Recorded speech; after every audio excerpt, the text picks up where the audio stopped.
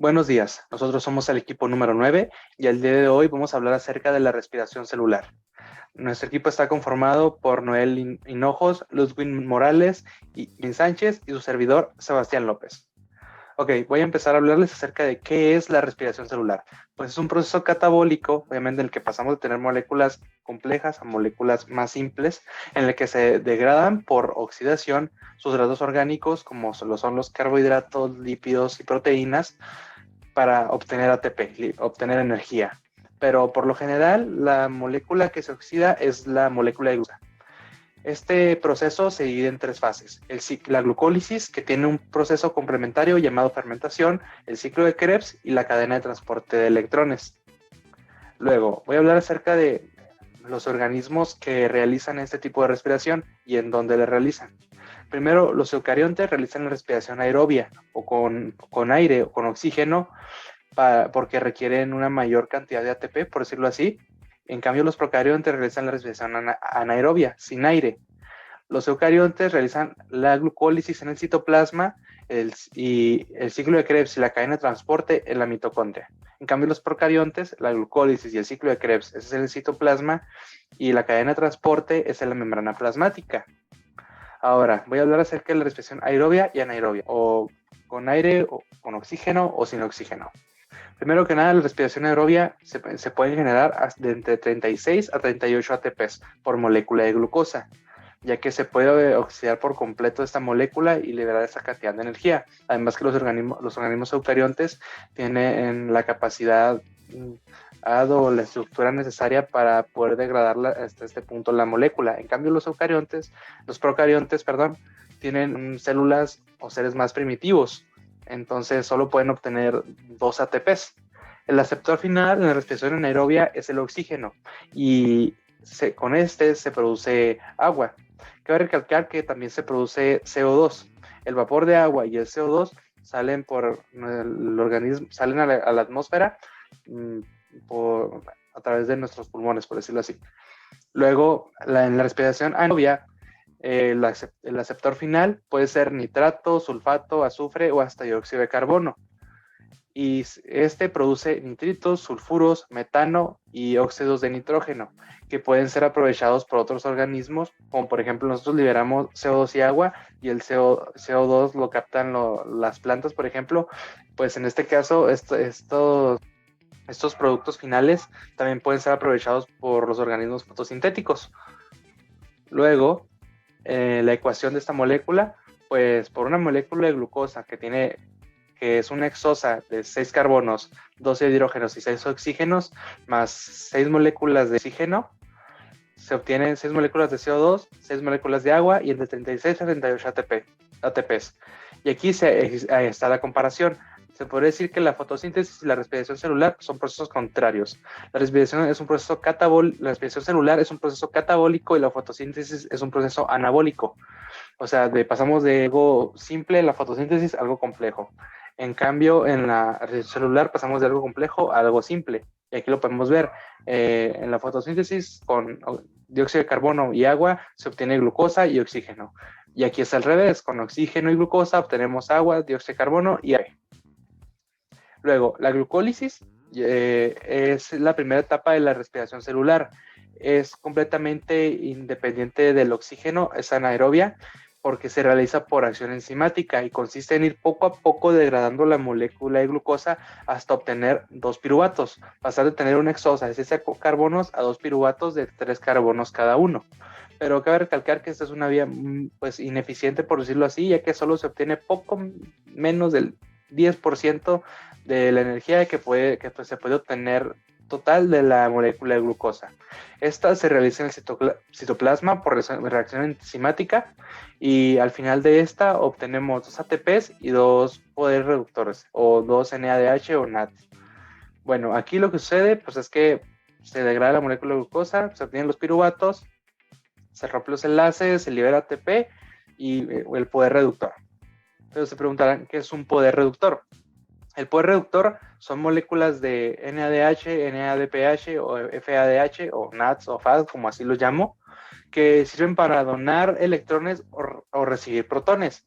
Estos poderes reductores antes eran coenzimas que que podrían hacer un intercambio que servían para captar electrones y iones de hidrógeno, pero para volverse un poder reductor. Ya una vez que son un poder reductor, se llevan en la tercera fase a la cadena de transporte para convertirse en ATP, pero por lo pronto cuentan como energía.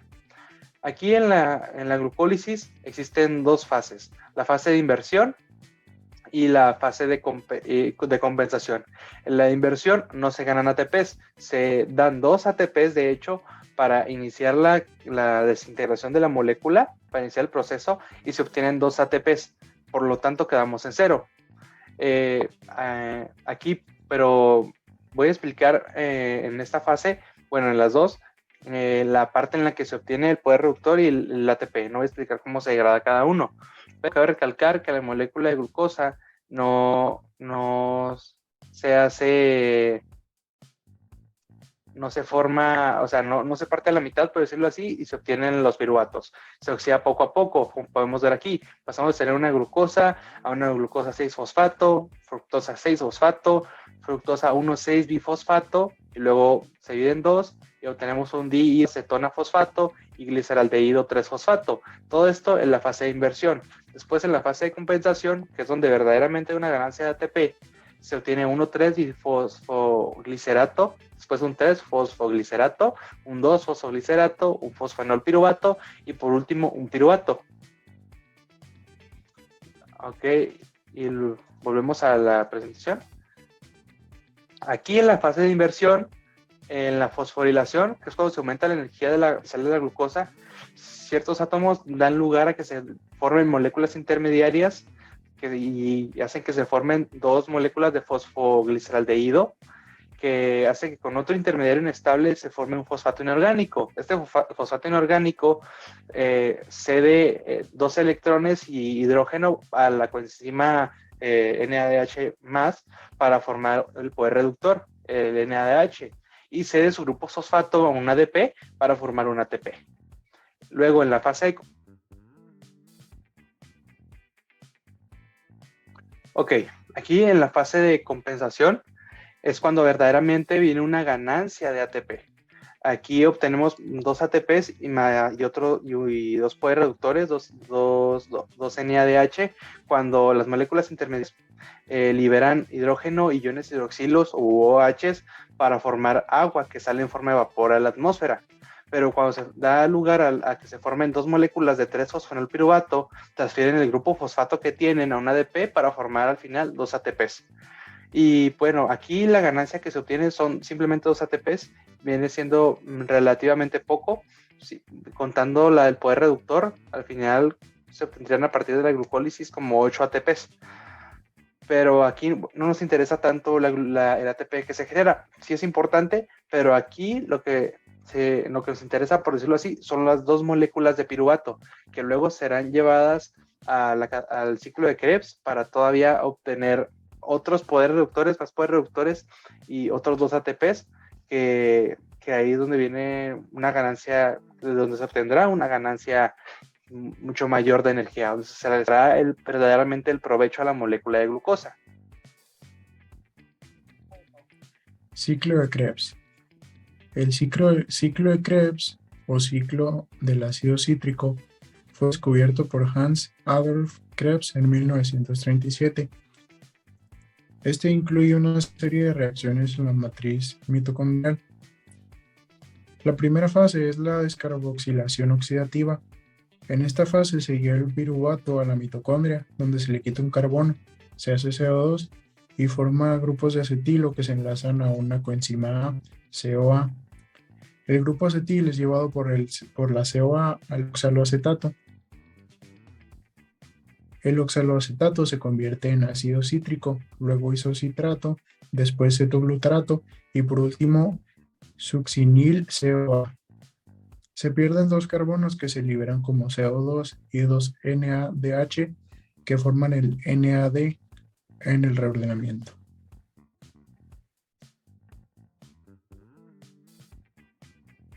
El succinil CoA se forma cuando el CoA se enlaza al intermediario, pues en el paso que sigue se sustituye el CoA para formar ATP succinato y CoA para que éste se una a otro succinil.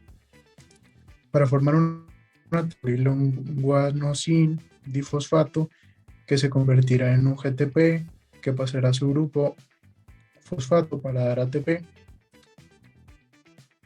A partir del succinato que vuelva el ciclo y el FAD, se toman los electrones y el hidrón para formar un FADH2. Este FADH2 reorganiza el succinato para hacerlo fumarato. Se añade agua que lo convierte en malato e interactúa con el NAD para hacer NADH. Con esta última reacción se genera el oxaloacetato para dar inicio de nuevo al ciclo.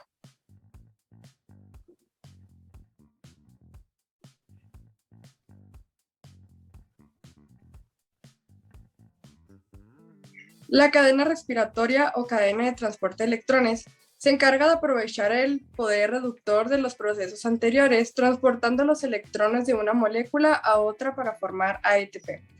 La fosforilación oxidativa consiste en esta fosforilación de ADP hasta ATP y es el proceso más importante de los seres vivos.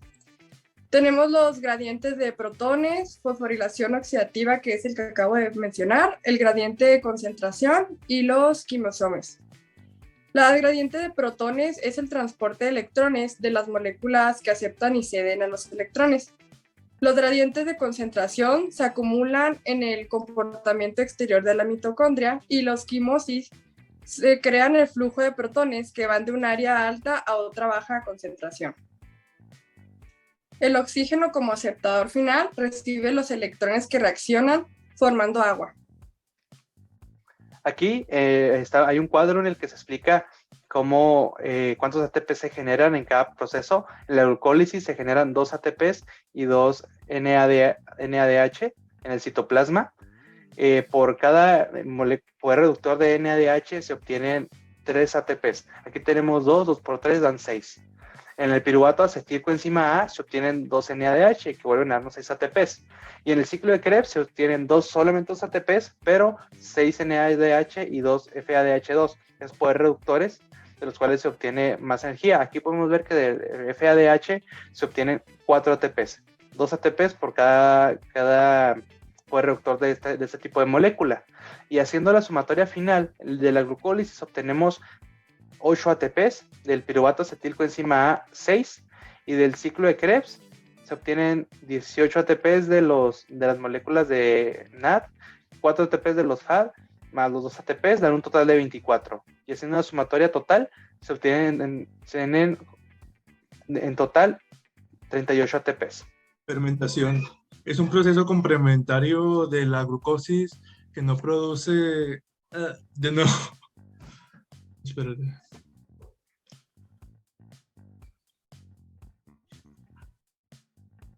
A ver, otra vez. Fermentación es un proceso complementario de la glucosis que no produce energía, pero asegura que ésta pueda continuar. Restituye el NAD+, que es una coenzima que captura los electrones y iones del hidrógeno.